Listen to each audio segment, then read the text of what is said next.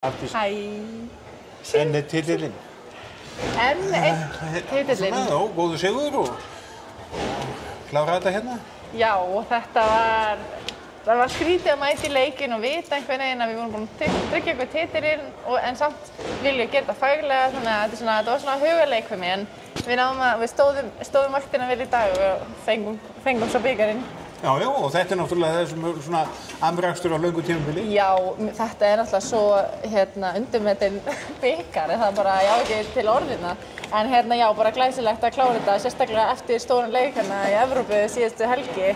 Þannig að já, við erum bara ótrúlega sáttir að hafa náð að bara gera þetta svona faglega í dag. Það er ekki svolítið spennufall eftir sunnudaginn? Mikið spennufall.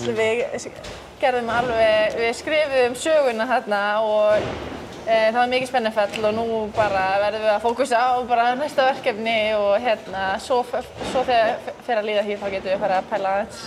Þannig að það er landsliðið næst og svo er undanúrslitin eftir það. Já. Þannig að við erum bara spenntar og bara sáttar og bara virkilega ánægðar með að fá titilinn í dag.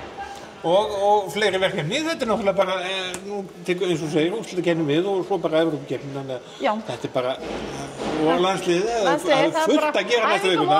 Æfingamorgun bara og Engin miskunn í Ágústa? Nei, það er líka bara haugattæði.